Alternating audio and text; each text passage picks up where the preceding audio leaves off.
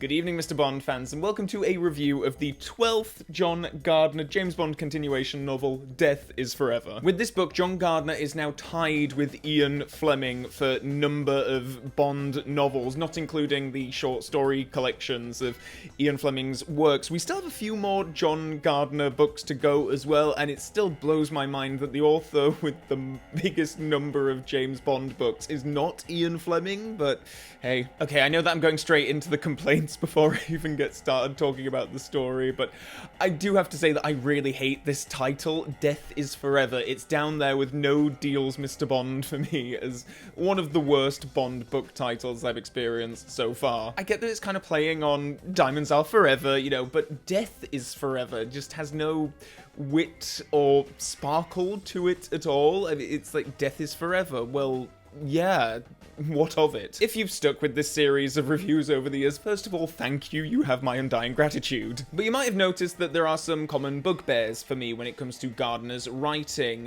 One of the ones that causes me the most frustration is Gardner's tendency to give, characters have their real names, and then they have their cover names, and then they have code names on top of that, and he will use all of these different names interchangeably in the books, and I get really confused by that. Another one of my bugbears being his tendency to rely an awful lot on double crosses as twists. This book must surely be the climax of those irritating tropes, because my god, the whole thing is just Bond wondering if X is Y and A is B and C is Z, and none of it matters because the bad guy that they're all talking about ends up being the bad guy anyway, and the thing ends with the guy trying to kill all of Europe's leaders on the Eurostar train, and I'm like, what the hell is this story about? I can be very quick in summing up the plot for this one, because despite this being one of the longest Gardner books I feel like I've read so far, this particular edition that I have is close to 300 pages, and yet, despite that, I don't feel like there's an awful lot really going on in this. So the story opens, and there are these two agents who were both formerly a part of a Cold War spy network known as the Cabal. They die under suspicious circumstances in Germany, and then after that we go straight to M's office, where Bond is being paired up with this beautiful but somewhat inexperienced CIA agent named Elizabeth Zara, or Easy. Elizabeth Zara, Easy, get it? Yeah.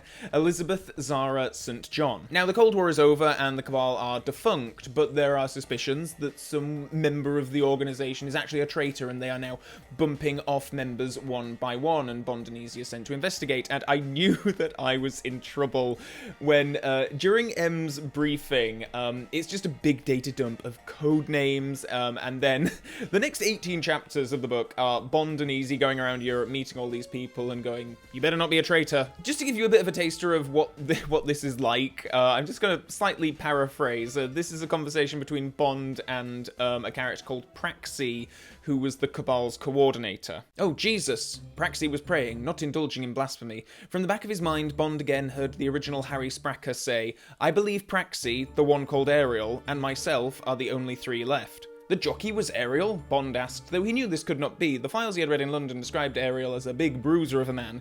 Ariel was what the old secret jargon of the Cold War called a lion tamer. Praxi shook her head, confirming Bond's thoughts. No, Ariel's very large. He was the real muscle employed by the Cabal. It's one of the reasons you haven't got him yet. She gave a short laugh. You could almost taste the sharp wormwood and gall in the air behind the sound. A man who looks like a jockey? She turned to the man who claimed to be Tester. Could be Dimitri. You know him. Axel's friend. I told you that Axel was hanging around Tegel when we fingered this one and the woman coming in from London. Who is Axel? There was a new tension in the air. It was as though a further dimension of uncertainty had been added to a situation already faced by both Praxi and the man. It was Praxi who answered. Axel Ritter, one of the Poison Dwarf's top operators. By Poison Dwarf, you presumably mean Wolfgang Weissen. And so much of this book is just that. It's just conversations about people using other people's names and code names interchangeably, and there are just so many, and I get so lost in this. And then at the end, it turns out that this Poison Dwarf guy is the main villain anyway, and then in the last 3 chapters, something finally happens, when Bond realizes that the Poison Dwarf's plan is to kill the Prime Ministers of 12 12 EU nations who were all meeting to ride the Channel Tunnel between France and England, which hadn't opened at the time of this book being published, but it was like literally just on the horizon, so it would have been a very new thing at the time. Anyway, Bond must obviously race against the clock to stop that from happening. M is on board the train too, which is a little bit weird, but I guess it gives Bond some personal stakes in the situation. So the poison dwarf, whose real name is Wolfgang Weissen, is like this crazy Stalin fan, and he wants to kill the EU leaders to create a political vacuum, which means that Stalin's communism can spread across Europe by force. I think it's cool that Gardner is attempting to tie in the story to the then occurring real-life events of, you know, the Soviet Union collapsing and such, and I feel like at this point, he's definitely done the whole villain wants to kill world leaders plot a time too many. And yet, that being said, the most enjoyment I got out of this book was those like last 3 chapters where it is just Bond and a gang of French soldiers racing against the clock to, you know, stop the villain from blowing up the Eurostar. And I thought that the method of dispatch that Bond uses to kill the poison dwarf was pretty good and gnarly. Gardner's, you know, the more gory details of his stories, I think he's really good at writing, and this was no exception. The villain gets electrified on the train lines, and it's just good, gory stuff that I think Gardner actually does pretty well. There was only really one other passage that kind of moved the dial for me, somewhat, and I guess it's something that the book must be most remembered for, because on the cover of this edition that I have, there are these spiders on the front, and yeah, it's a bit in the story where Bond and Easy are sitting down to eat, and it turns out that the food that they're about to consume is riddled with these fiddleback spider eggs, and they start hatching. It's a short bit, but I thought it gave me the appropriate level of, like, you know, shudder. You kind of read it thinking that this must be a dream or a nightmare or something, but then, oh no, crap, it's actually real, and it's kind of, it's really awful, but a really fun assassination attempt. The other aspect of this story that stuck out to me was the fact that, well, Bond apparently falls in love with Easy over the course of this story. I say apparently because this is another one of those instances where I'm reading it just saying, okay, well, this is the usual Bond girl thing, and then all of a sudden Bond's like, I love you, and it's like, oh, wow, all right, I didn't see that coming. I mean, well, fair play to Gardner, that's at least one twist in his stories that never fails to stun me. I kind of like how Bond is initially very dismissive of Easy, and then over the course of the story eventually warms to her, though warms to her is kind of an understatement considering he's known her for a few days, and then he's proclaiming that he loves her. Though I was slightly stunned by this revelation from Bond as to how many times in his life he's been in love. He bent and kissed Easy lightly on the neck, whispering, "You know, I didn't expect to fall in love either." He felt his own emotions well up as he realized he meant it, knowing that this was the woman for him. "But I did fall in love with you, Easy. Funny little toughie that you are. It's only really happened once or twice in my life." Like, once or twice? It's happened about 3 or 4 times in Gardner's run alone. Never mind the Fleming ones. And even then, I'd say that Bond definitely fell in love twice in Fleming's stories. I would maybe make a case for a third. Obviously, there's Vesper and there's Tracy, but I would throw Tiffany Case in that bracket as well. One of my favourite things about Fleming's Diamonds Are Forever was the Bond-Case relationship. And I think you get a sense in that story that this relationship is more meaningful for Bond. Unlike Easy St. John, who coincidentally shares a surname with Jill St. John, who played Tiffany Case in the film Diamonds Are Forever. So I don't know if that was an intentional reference by Gardner, this book obviously being Death is Forever, Diamonds Are Forever. Maybe, I'd buy it. There is another allusion back to Tracy in this story as well. This is towards the end. "I'm the only one left now, James. You realise that? I'm the only member of the Cabal left alive. How long do you think I've got?" "All the time in the world," he said, then immediately regretted it as a bolt of anguish came out of nowhere and struck him like a knife.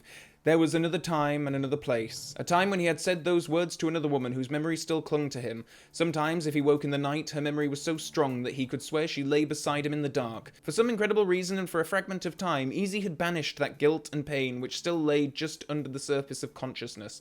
Now it was back, and he felt an almost superstitious shiver of horror. Had he sealed Praxe's own fate by simply repeating those words? Like a terrible curse of death? He sloughed the foolishness from his mind. There was another little Easter egg in here too, and I'm not normally a big fan of when Gardner does this, but you know, maybe it speaks to my lack of interest in anything else in the book that this stuck out to me on my read-through. This is a conversation that Bond is having with another character about novelists. You ever notice how this guy never describes people? He looked up at them. Bond peered forward to see the author's name. Can't say I've ever read him. Well, what he does is tells you that this or that character looks like a movie star. Gets away with it every time. He's got one in here who could have been Rex Harrison's double, and another one has the rugged good looks of Sean Connery. This is a cop-out, yes? Bond sat on the edge of his bunk. Someone once said I looked like Hoagie Carmichael with a cruel mouth. Who's Hoagie Carmichael? Easy asked. He was... Bond began. Oh, Easy, if you don't know, I'm not going to explain it to you. Hoagie Carmichael, of course, being someone who Fleming likened Bond's appearance to in, definitely in Casino Royale, and maybe even another few of the books. So, Death is Forever is my least favourite of the John Gardner books so far. I really don't have much more to say about it, because it was the worst kind of read, where you're really not invested in any kind of stakes or characters or anything. It's just, I'm just counting down the pages until I get to the end of this thing. It was really a slog to get through. Like I say, those last few chapters when it's all the stupid gotta kill EU leaders on the Eurostar stuff, that did kind of hook me more than anything else has in this story, but otherwise I found it just so bloated with all of the worst aspects for me of Gardner's writing are just amplified like by 100 in this story. It is just a story of the worst Gardner tropes in my mind. So this really was not for me. Yeah, it's right down at the bottom. So we've got 4 more left now. Never Send Flowers, Seafire, GoldenEye, and Cold. And I'm really looking forward to reading the GoldenEye novelization. And Never Send Flowers, I've already started reading that. I knew that Bond visited Disneyland in it prior to reading it, and I can't wait to hear that. But I wasn't expecting the book to actually open with an author's note thanking executives at Disney for allowing him to use Disney in the book. Like, I was really like, I'm like, oh my god, I thought that this was gonna be, Bond was gonna, like, there's a paragraph that Bond might recall a visit to the park, but I expecting it to be a big part of it now, and I can't wait to get there. I'm sure it's gonna be top-level Gardner crazy. And yeah, speaking about acknowledgements, like, every single one of these books is dedicated to, you know, people. Like, this one, for John and Pam, who love joy and living, remember Lucky.